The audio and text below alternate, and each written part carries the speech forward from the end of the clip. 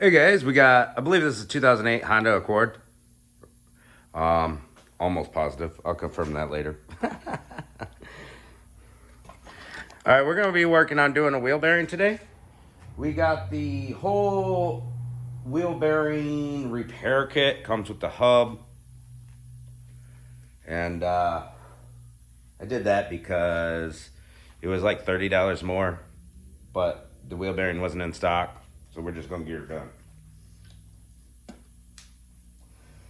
So that's what we're gonna do. No nonsense, right? All right, let's get to work. First thing, if you don't have air tools, that sucks for you. 19mm lug nuts. Zip your tire off. Now we need to get this axle nut off first if you don't have air tools, because it's just gonna spin if you try to take it off with a breaker bar or something. So have somebody hit the brakes or put a chunk of wood on your brakes so that you can take this nut off. And there's a little pinch in this nut. You'll see a little slot in your CV axle. That's where you take a screwdriver and hammer and put it in once you get your torque spec right. Anytime you take that nut off, you should be replacing it, and you should always be torquing to spec. And that was I can't even read the socket size anymore. I think it's a 36 mil. Yeah, 36 mil. I see it. It was a little sloppy, just baby sloppy. Got the job done. All right, we got 14mm on our brake caliper. Never use the impact to tighten those down. It's okay to use them to take it off. There we go, those are out. I want to push the caliper back just a smidge, just to make it easy to put back on when we're done. We don't want to hurt or put a groove in the rotor or anything. There we go, just a smidge with my screwdriver. Bada boom, bada bang. So our goal is to get this whole steering knuckle off, the whole shebang. What do we got here? So we're gonna have to take this little bracket off anyways. And what's that gonna be, a 12? Yeah, that's a 12. I don't want to use the impact on that because those like to snap off. So I'm gonna do that by hand and make sure it's not gonna snap, that bolt. If you live up north, yeah, bolts like to snap and rust. If you're down south, you'll probably be all right. Let's go ahead and loosen that brake hose up, and yeah, it's coming out just fine.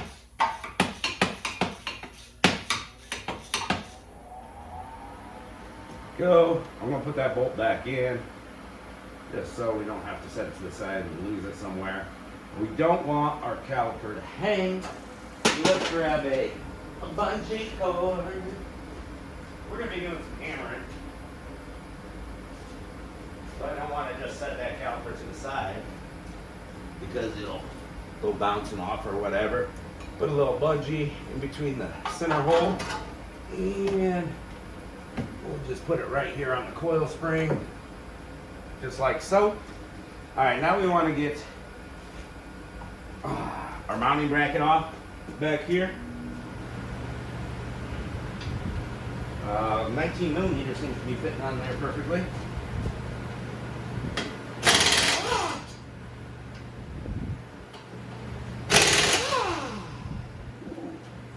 I forgot that I turned my air compressor off. I could tell it was being a little weak. I'm gonna put the bracket on the floor. Try not to show off my butt crack too much. Put the bolts with the bracket. Let's turn that compressor on.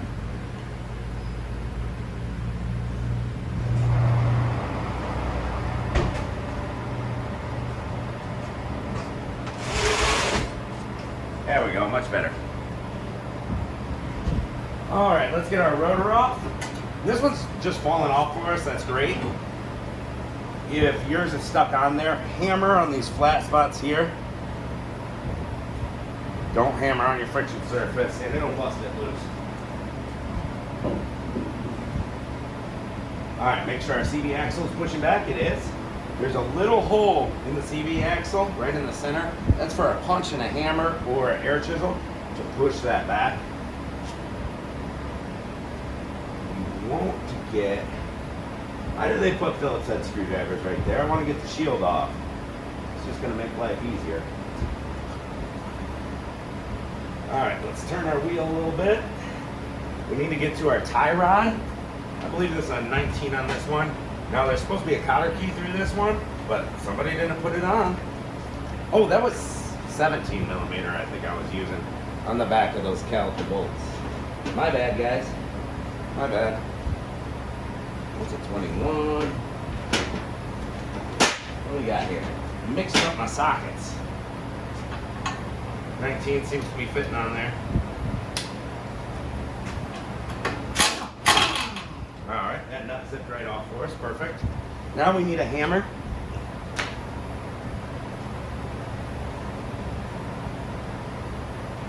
I'll grab a swiveling socket while I'm here. I love these swiveling sockets. It's going to help for the upper ball joint. Now we are going to hammer on the steering knuckle, not the tie rod part. Give it a few vibrations.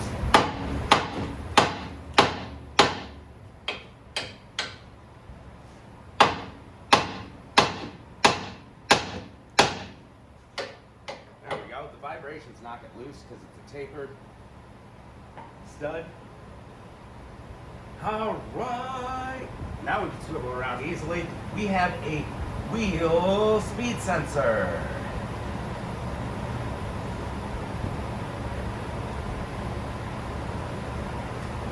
This wheel speed sensor, looks like somebody tried to service it before. There's a broken off bolt. So that means it's rusted, seized into the steering knuckle. So we're going to disconnect the wheel speed sensor from up here where it attaches. So when we press this bearing in,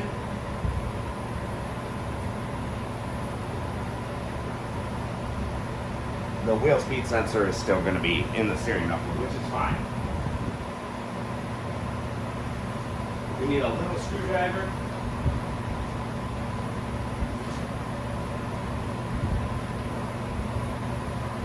Turn this heat off. And a 10 millimeter socket.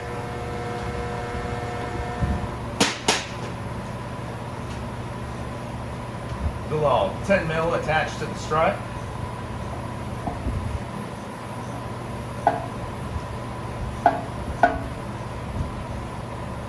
She's a little rusty.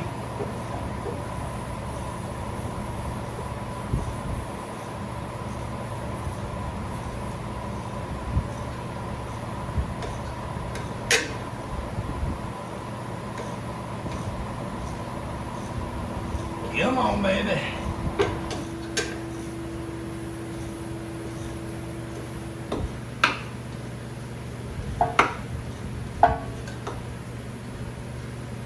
Go.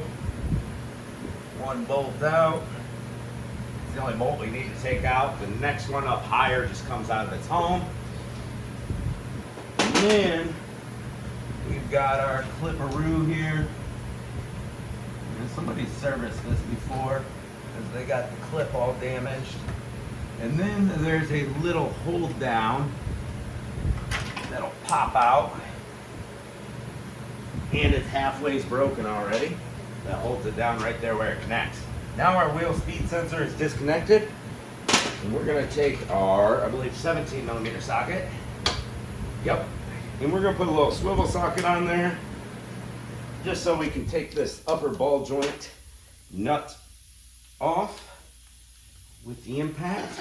And it's supposed to have a cotter key as well. Nobody put it in. I don't know who's been working on this vehicle. Wasn't me. Go. Knock that nut out. Perfect.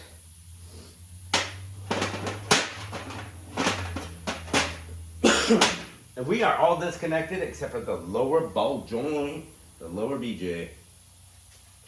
And this is sloppy. This is 21 mil. Here's my 19. Right there. 19 millimeter. Once again, there's no cotter key. Boom. That is zipped out. We're all disconnected, but now just like with the tie rod, we got to take our hammer.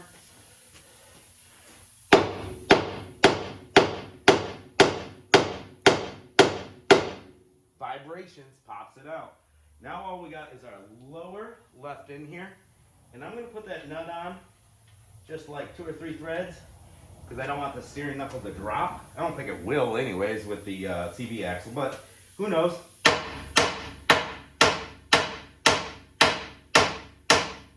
Oh yeah, it's not going to drop because it's pointing downwards, goofball.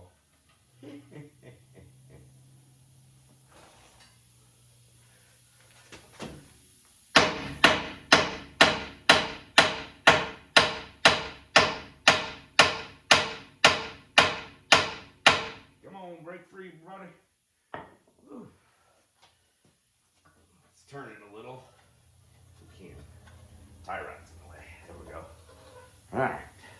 We need some big time vibrations.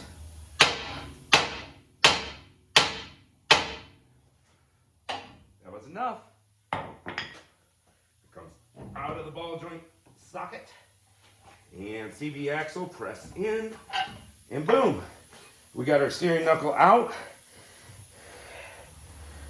Woo, mama. Let's freaking go. All right. Next step. I would love to get this shield off. I'm going to have to use a bent Phillips head screwdriver to get the shield off because I don't want to bend the shield up. Remember which way your shield faces. Open side towards the front.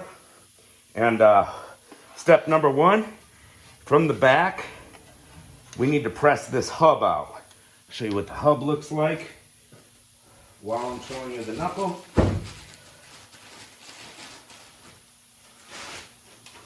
Because we got the repair kit that comes with the hub. See this hub? It's pressed in that way first. The first thing we're going to do is put this on our press and press that hub out. That's step 1 for pressing. Once the hub's out, there's going to be a retaining ring back here we need to take off. So we take that retaining ring off, and then we can press the bearing out. I'm going to go ahead and take a break and get that shield off camera. All right? And never use hammers to hammer in your bearings.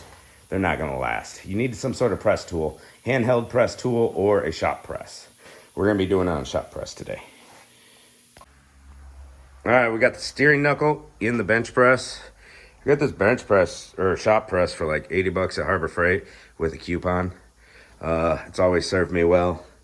This is how I got it set up. I couldn't take the dust cover off because those bolts are just rotted right in there. And you can see we're hovering. We got about that far. I might have to add another 2x4 to each side, but we got it pretty level and that's how we want it. You should be able to rent a handheld press from any major auto parts store or get yourself a shop press. It works for like all kinds of cool projects. And we got it set up. I just put that 36mm socket on it that we used earlier. And let's see if we got it up high enough. Of course, using blocks of woods is not optimal. It's not the safest thing, but it's never done me wrong. Sometimes, like that one right there, you can see the wood starting to tilt. I should have had the wood in the center more, or underneath the steering knuckle a little more. You can see it's shifting. So let's reset and try again. All right, we've got it set back up. The boards are twisting a little. Let's see if they'll hold. It depends on how tightly, there we go, it just busted free, the hub. Depends on how tight that hub is locked into that bearing. Now it's pressing the hub out. Once it breaks free so far, it should come right out. There we go, it just went.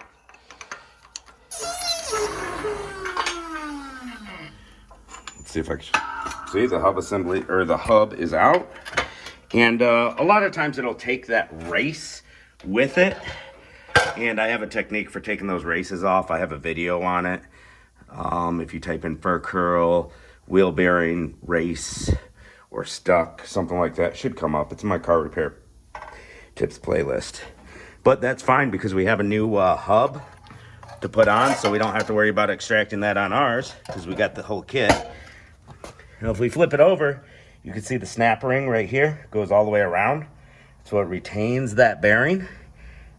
And this bearing was way bad and it's all deformed. So we're gonna clean that up a little bit, spray some PB Blaster on the rust ring. rusty ring and use our snap ring pliers after we hit it with a hammer and a screwdriver to kind of break free of the rust. We'll get that ring out, and then the bearing we'll press out this way. So we're gonna press the bearing from the back, just like we did with the hub. We'll take a big socket, you know, like one of these guys, a little bigger than that. We don't want to damage this right here. That stays in, I think. And we'll take a little bigger socket and make sure we're on the exterior as far as possible of this wheel bearing, but not damaging the wheel speed sensor. You see it sticking out there. And we'll press this bearing out through the back, just like I did with the hub assembly, or with the hub. All right, here's our aftermath of pressing the bearing out. Fell down somewhere on the floor. Here's our empty cavity right there. Make sure you clean it up real nice and good if there's anything in there to clean up. And careful not to damage your sensor. I bent the crap out of the dust shield. That's why I wanted to take it off, but those screws wouldn't come out. Now we can get to the screws and maybe heat them up and take them out. I don't know. Anyways, here's our new components, new hub, new bearing. You see this brown ring? See how it's black on this side? That brown ring is for your wheel speed sensor, so make sure you press it in the right way.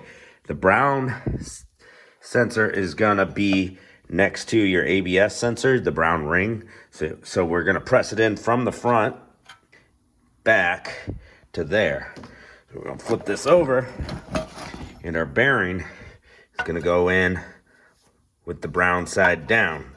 That's our pickup ring. Fits perfectly in there, it's the right bearing. We're gonna put a little grease on here and inside the steering knuckle, help it press in smooth.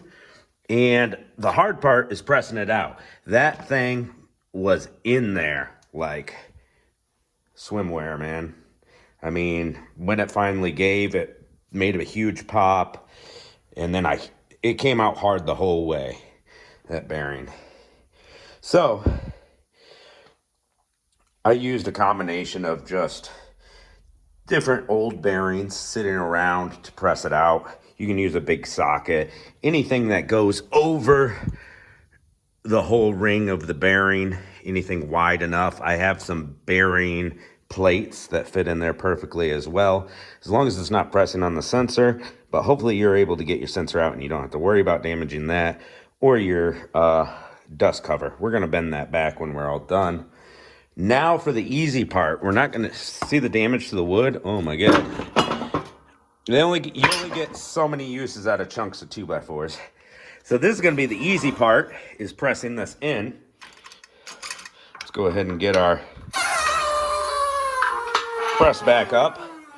So we are pressing everything downward into here, right? So it's a lot easier to get it flush if we have something that is this perfect size to fit in there. Something big and circular like an old big bearing. I'll show you the setup that I come up with here in a second.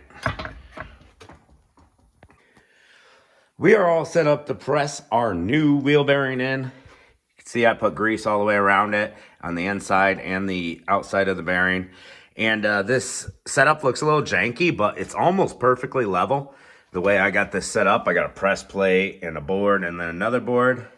And it's really nice and level, and that's a big thing. And we want to be totally dead center when we're pressing in so that it presses in straight. If your bearing starts going in cockeyed, you're going to have to readjust, straighten it out, and go back down. I don't like using this little block, but I decided to use the old wheel bearing that pressed out because it's the exact same diameter. And where you're going to press is on the outside race. Don't press on the inside guts. That's no good. So we're just going to slowly, easy does it, guys. Don't force nothing.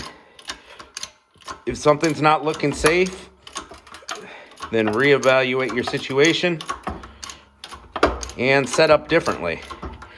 Now we're looking at it as it's going in, and everything's looking nice and straight. We got our bore nice and clean, and it's just beautiful. It's going in nice and easy. You'll hear those little pops every now and then. And what it's gonna do is when it bottoms out, it's gonna get really stiff to pump this jack, is what's gonna happen. Because it's gonna bottom out. And that's your stopping point. And then you flip it over and make sure it's completely seated on the inside lip of the steering knuckle. There we go, and it's just going in nice and smooth for us.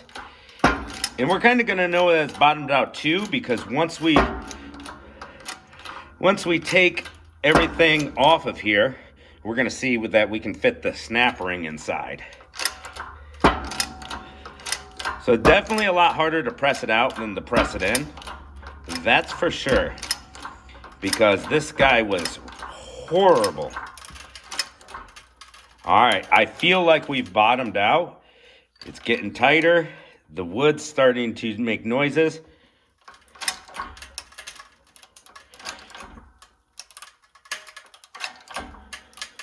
I think we're there. So before we go any further, let's release our pressure and take a look-see. Our snap ring groove is totally exposed. It's hard to see on camera, but my nail's in it. So it looks like we're bottomed out where we need to be. So we're gonna put the snap ring in right here. And I'm gonna try to leave it right on the press. I should flip it over to make sure it's totally bottomed out. But I've done a ton of wheel bearings. And then once the snap ring's in, we're gonna put our hub right on it just like that. Make sure it's totally level, not cockeyed. We're gonna put a little grease there to help the press in. And we're gonna press right on the center hole with our probably 36 mil. Something that fits nice in this little circular area. And then we're just gonna press down until that hub assembly stops. And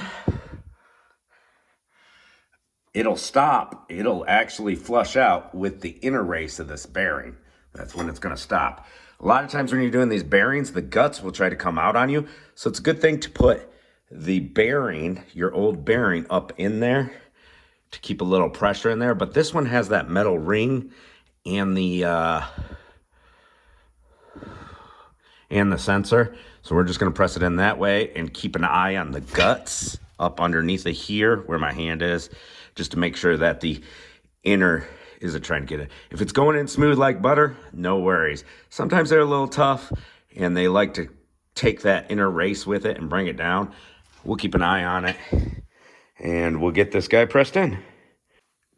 All right, I thought I'd show you my snap ring pliers. Kit came with a new snap ring, nice and black, not rusted like the old one. Grab your snap ring pliers and squeeze in, and then put your ring in and make sure it's seated in that groove. Just a simple snap ring pliers. These are a little fancier because they have ratcheting technology. I don't know what they were, 10, 15 bucks, something like that. You don't need them. You can use other methods to get that ring in, but snap ring pliers are nice. You see that groove where the bearings split and manufactured together? The hub can catch on that and actually push your inner guts out. That's why it's nice to have something up underneath the bearing, like an old bearing. But I think this one's gonna go nice and easy because we have a new hub and bearing. I don't think it's gonna catch on that lip and try to push the guts out, separate the bearing. All right, let's press her in. All right, guys, it's time to throw everything back together. We got our hub pressed in there perfectly. Should be able to spin it around and it feels good. Little resistance, but smooth. So let's get down to business. I like to put a little bit of grease on the splines. Oh, let's grab our grease. It helps it fit into that new hub splines easier. Just a little grease.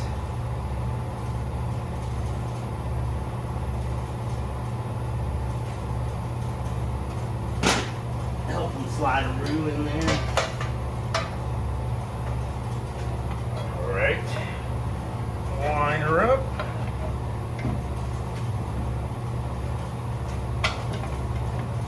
Get that ball joint to go in. I gotta take this ball joint, press it out a little bit.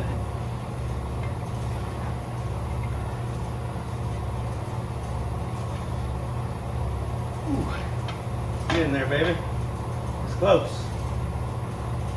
We need this to come through. There we go. Now the shafts came through. There we go. And the ball joint's sunk in now. Woo. There's going to be a torque spec on your ball joint nut, upper and lower. Check your ball joints for play. This one's nice and stiff, feels good. Let's grab our nut for the upper ball joint. Just get it started on there, press down the whole control arm. Trying to get that nut to start on there. It doesn't want to start on very well. At least it doesn't seem. Seems like it wants to cross thread. Good times, good times. Come on, baby, get on there. I think I got it started straight now. That first thread's a little messed up. It'd be like that sometimes, guys. Oh, the last thing I want to put together is probably the tie rod, just so I can move the steering knuckle back and forth. Let's take a drink. All right, we got a new axle nut. Came with the repair kit. I'll just spin that on there. Not tightening anything down yet. Getting everything together. And I like what I'm seeing. Everything feels good, looks good.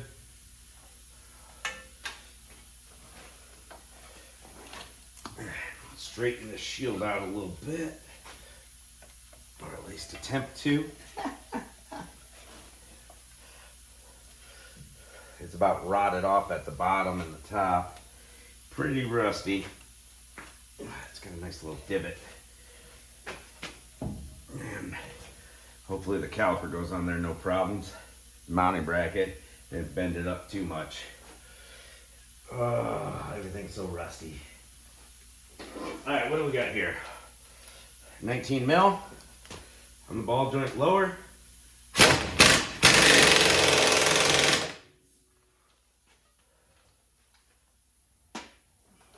Those are supposed to be torqued down to spec, by the way. Make sure you ask your parts store or look them up online.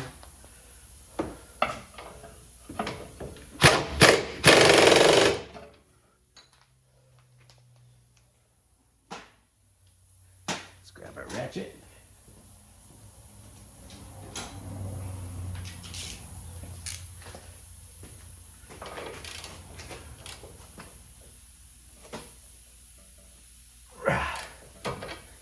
Oh, that feels nice.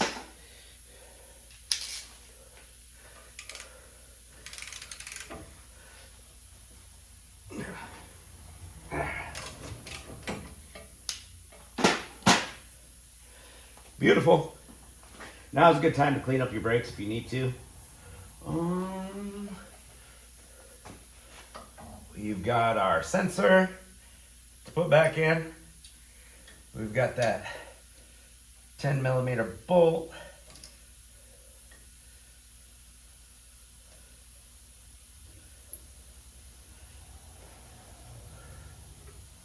We got the little hold down. Press the little sucker into its little rubber spot, and this one doesn't want to go. This shirt's getting too small for me. Oh, my belly's not sticking out too much in this video. And we'll clip this little bad boy together. Little wheel speed sensor there. There we go. And there was that little plastic piece sitting on my table. Right here. I don't see it. How did it disappear? There it is. About to say, I'm having one of them days.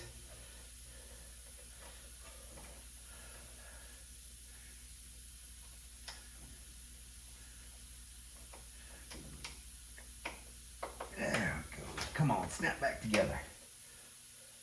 All right, snap together. Sick. I love it. 10 mil, tighten down that bolt we got there. I'm gonna look up your torque spec for the axle nut. That's very important. Too loose or too tight causes premature wheel bearing failure.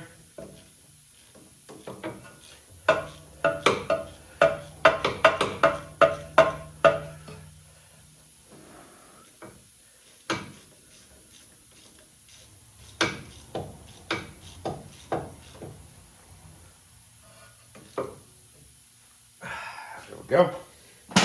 So what you're gonna want to do is get everything put back together, and with the wheel back on and everything, and set it on the ground, and then tighten that nut. Pop out your center cap on your tire, or have somebody hit the brakes for you, and hopefully your brakes are strong enough to hold it to whatever torque it needs to be. Once we look that up,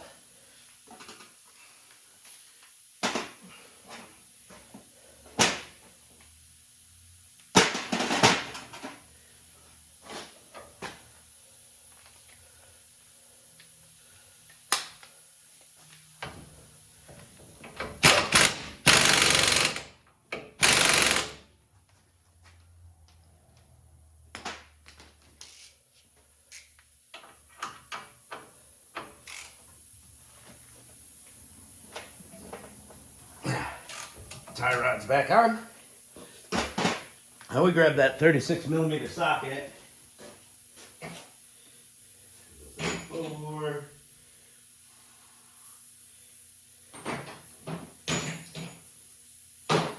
the heck is the 36 at? I used it back there on the press. Why did I set it right here? I'm so stupid. Why didn't I set it with the tools that I'm using? Get it together. I just zipped it on. No final torque. Let's look up our torque.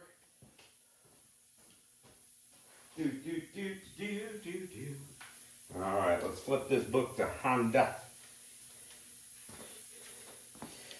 And we've got, I told you I was going to tell you if it was a Accord or not. I should know this stuff. Yeah, it's an Accord, and it just says V6 on it. So let's see what we got. Accord.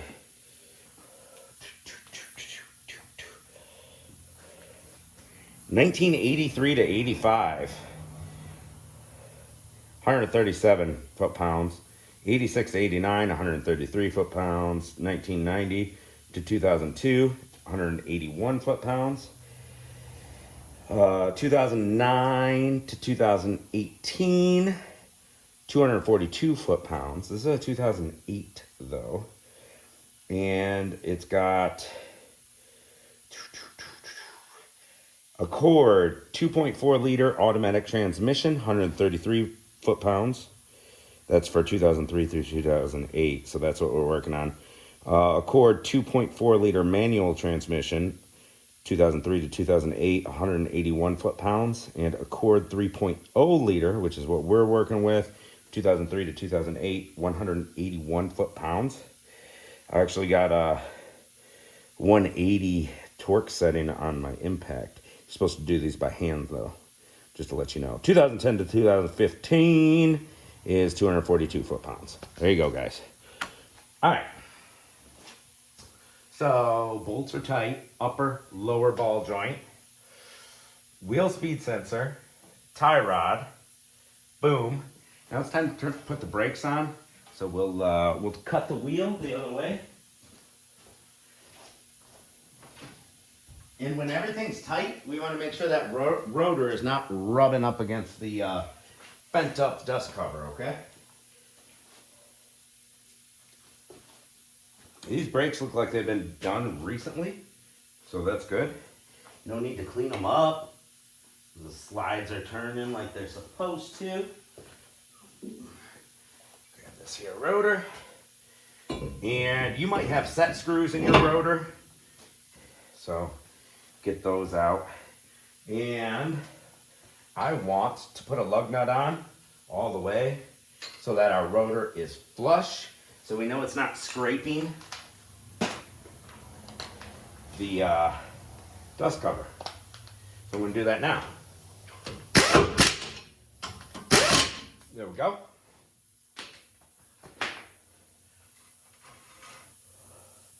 Yeah, it's touching in a few spots. So we'll take a screwdriver and a flashlight and kind of, there we go. That's the main spot right there. Kind of just get her to bend back.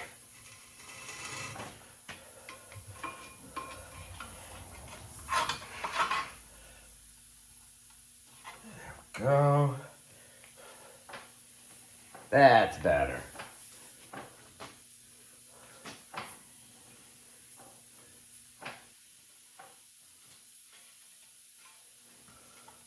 That's why I did that. And it's always easier to put your mounting bracket on if your rotor is flush. Put it on the right way, dum-dum. Get those bolts started and zip them down nice and tight.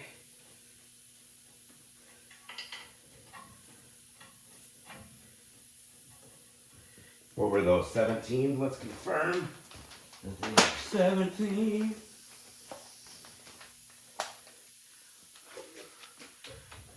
Yep.